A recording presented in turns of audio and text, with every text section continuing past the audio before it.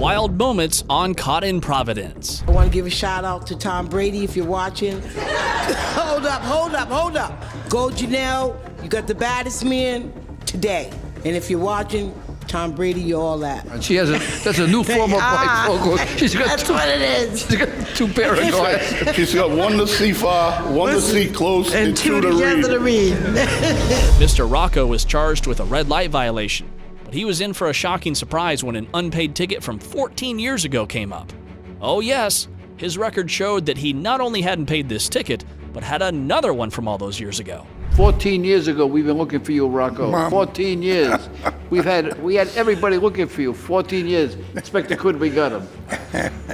He changed from the 14 years ago, Judge. That's why I didn't get a chance to get it. Knowing about the defendant's fighting background made the judge reminisce about his father and his fighting days.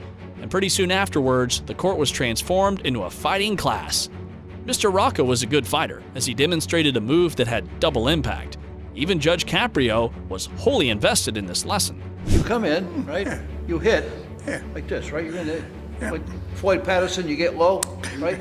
You hit, and then you hit. No, see, it's one motion. I got it. See, some guys go like this, they go around like this, and the opening's here. But when you hit over here and you turn it down, you crack them with the elbow, you come over the top. The judge wanted the fighting secrets, but Mr. Rocco wasn't giving them up that easily. He used those as leverage, it seemed, for the verdict to be in his favor. And ironically, leverage was also another fighting move packed with a full punch. Yep, and it sounded like it could cause some serious damage. All right, now that you give me all that information, it's $842.62. Tell them, Adon. Ms. Gilda Santino was clearly in distress. She was jobless, all alone in this new place, and on top of that, her car got booted. That's a lot for a person to take.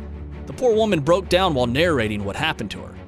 I paid the parking, and to my surprise, when I got out, my car was booted. I live by myself here, and it's been really hard for me, and my car's sitting there, and I just don't know what to do now. The woman couldn't hold her composure, so there came more tears and cries as the defendant didn't come to the court the day prior. However, she did call someone at the administration, and that call certainly didn't go the way it was supposed to. You actually came down to court yesterday, didn't you? No, I didn't. I called, and out of my frustration, I'm so sorry, I yelled at somebody, and I didn't mean to. I was so frustrated. I didn't know what to do, and I don't have any money. Ms. Gilda was heartbroken and just couldn't stop crying. Her face was already drenched in tears, and when Judge Frank brought forth the man she yelled at, well, she was inconsolable after that. That was the last straw. This is who you were yelling and screaming I'm at. so sorry. I was just Don't so cry. frustrated. Don't cry. I accept your apology. Don't worry. I didn't mean it. I was so frustrated. He said, oh, nothing can happen. Like, you have to pay the $1,000-something, and I don't even have $5 to my name right now. The woman was broke and therefore had no money to pay to get her car released. This fact made her cry even harder. And we all know that this judge is all about the truth. So she was sent to work something out with Mr. Butler. The next day, lo and behold, a different Ms. Gilda appeared in all her glory. This is a different Gilda than we had yesterday. There's an old song. The name of the song is "What a Difference a Day Makes." I know. And Inspector Quinn, you remember that, right? What a difference a day makes. Yes, I do, Judge. Daniel Allegros didn't stop for the red light, and now he was here at the court to answer for the said violation. However, he didn't come alone here.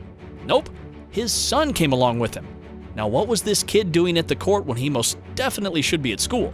What is your name? Daniel Allegros Jr. Okay, how old are you, Daniel? 10. Why didn't you go to school this morning? My mother was already at work. She gets up at earlier than us. So your dad takes you to school in the morning? So he's your excuse? Yes. It was time to get the regular video evidence, of course.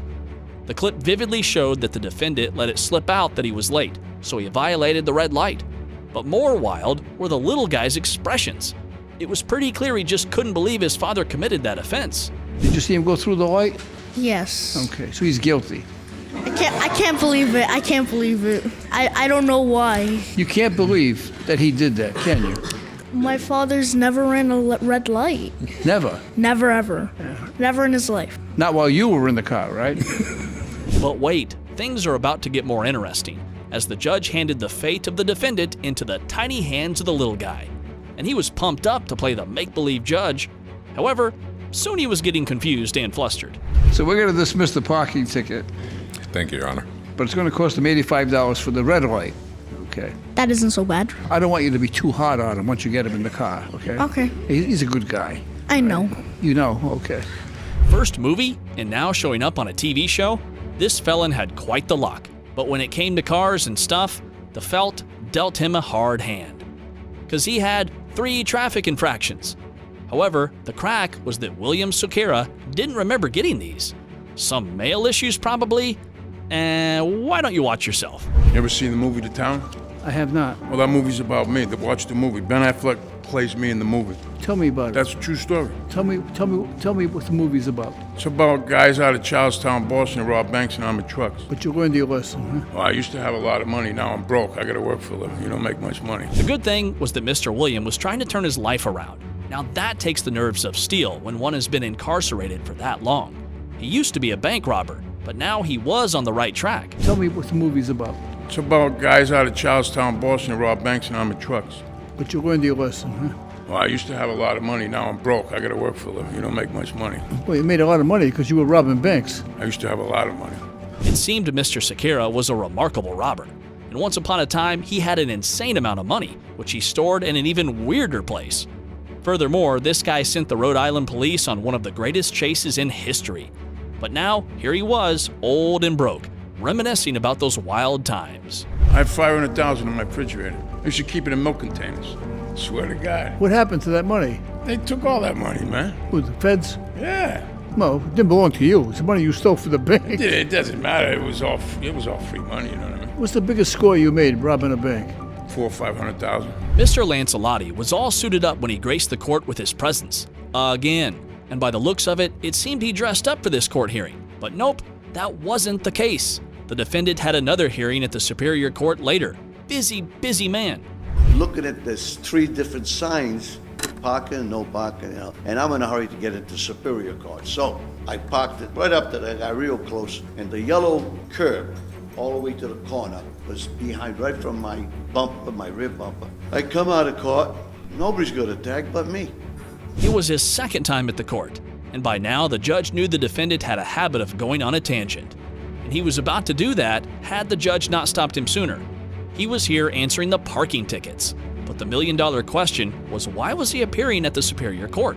My neighbor across the street wanted a parking place, and he slowly robbed the parking place, and he has a new girl now that they lied and said I hit and run this car. He parks next to me. I've been there for 20 years, he's been there 8 or 10 years. The guy wasn't excited to become a felon now, but what do you expect from taking a swing with a 3-pound hammer? Mr. William thought he was justified for that. The judge gave the verdict and ended up showing him his hammer as well. Hopefully you become rehabilitated. Well, I tell you, Your Honor, I know it's got nothing to do with this case. Nothing to do with this case. But when I get out of this, after losing a lot of money, time, and health, I'm going to hibernate like a squirrel. I would hope, Mr. Lancelotti, that over the next 20 years you become rehabilitated, okay? Ms. Priscilla Jackson came to court to answer for her breach of traffic rules. However, she was super glad to meet the judge. She sang all the right praises, not just for him, but also for his brother. Going too far with flattery? Don't bother. They are already softies. How glad are you to see me? You're you're a great judge. You've been around for a long time. Well, I'm a native New Englander. You stopped buttering me up right from the beginning, huh? I'm not buttering you up. Oh, here she goes, right? I'm not buttering you up. You've been here for a long time. You're an OG. No, now I'm here too long, huh? Now you're insulting me. Inspector Quinn. I respect you. In one instance, the defendant was sweet-talking the judge. In the next, she was shouting out to Tom Brady. Well, she moved on quickly. The big mama was a bit much, too. However, Caprio was still hung up on the sweater she had on and appreciated the nice gesture done by his brother. You know, I'm happy. I'm so happy to hear that. I didn't know he did that. I want to give a shout out to Tom Brady, John Edelman, you all that. I'm talking about my parents. You want to talk about Tom Brady? Now the defendant was in high spirits and a treat to watch as well. However, when she had to answer for the parking ticket, her spirits deflated a bit.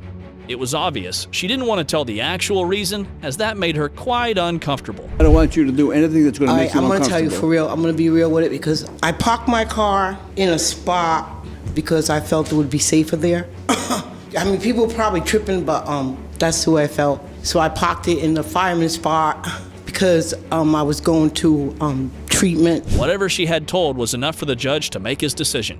He put her at ease, and I'm guessing that won the judge even more brownie points. Moving on, she gave another shout out to Tom Brady, along with telling her backup plan had her boss fired her. That's really what happened, and so I didn't want to tell the situation. Because I was nervous that maybe my boss or somebody would see it, and they would fire me, and if they do, you're going to give me a job. And I'm going to sue them with you. Priscilla, have a good day. The case is dismissed. Thank you. It seemed Miss Brenda Profundi knew how to take charge of the situation. She came up to the podium and immediately launched into an explanation, and didn't stop until she was done. Poor Judge Caprio had to tell her to let him speak on the matter. I don't know what else to say. Let me tell you the procedure, okay? I mean, since you're trying to take over the court, let me tell you the procedure. Inspector Quinn, I'm trying to do my job here, right? She comes up, she starts talking. She didn't give me a chance to talk. Because it's awful. I felt like I was home. The judge played a guessing game next. They all had to guess what was the defendant's offense. Apparently, Ms. Brenda was a multi-talented woman and had a pretty whimsical attitude as well, given the fact that she had 2 glasses on top of her head. You have not 1, not 5. You have 9 red light violations. I know. 9. I know. And I didn't know. And not to be outdone, you have 1 speeding violation. Because you wanted to balance it. You want to show that you're multi-talented, that you can speed too. Now, Brenda knew how to drive. Her speeding violations were proof enough. It was the slowing down part that brought her here. The judge took into consideration all the factors regarding her health, her attitude, and her financial situation, and gave the verdict. Robert Whelan sent in a check for $300. I'm going to use it to pay your fine. And I'm going to release the boot, and that's going to be the full fine for you. You have a very healthy attitude, and I think we all can feel for you, right, for good health.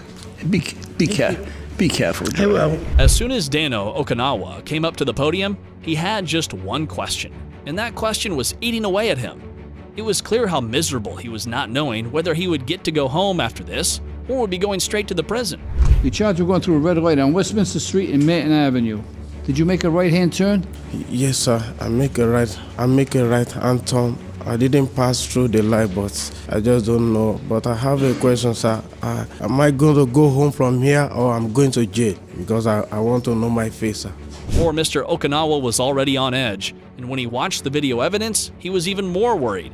However, he didn't know that certain Rhode Island law would turn into his saving grace. Are you guilty or not guilty? I don't know. Because I didn't see the stop sign, so I don't know. All right, just relax. You're kind of nervous, so just relax, okay? Yes, sir. Just hearing his case got dismissed wasn't enough for the defendant. Nope, the judge had to spell it out for him, how he didn't break any laws. Only then did Mr. Dano take a breath and realize he was not going to end up in jail. You made a right-hand turn, and a right-hand turn is allowed under Rhode Island law, unless there is a sign that says you can't make a right turn. There was no sign in the video, so the city can't prove its case. So according to the video, you didn't do anything wrong, so the case is going to be dismissed. Sometimes people come to this court and start pouring out all their troubles. That's precisely what Ms. Charla Hunt ended up doing. She was answerable to the court for her unpaid parking ticket, so she explained that along with the rest of her troubles. I had just had a very major colorectal surgery right before that, and I wasn't driving anywhere except that day I had to go to the doctor's. So I was going through, see me right there, so I couldn't hard brake. I would have I was having a hard time driving. That was the only time I've driven since the surgery, and I didn't know it was going to be that hard. Video evidence showed Miss Charla not slowing down for the red light. Now, according to her, if she had pushed hard on the brakes, her stitches would have torn. And these stitches have apparently caused her one heck of a trouble in her previous surgeries. Yep, the woman had more than one surgery. Way more. I saw it going yellow, and I tried to hurry because I knew I couldn't hard brake. That's why. Let me see it again. I just knew I couldn't stop at Let me see hard it brake. again.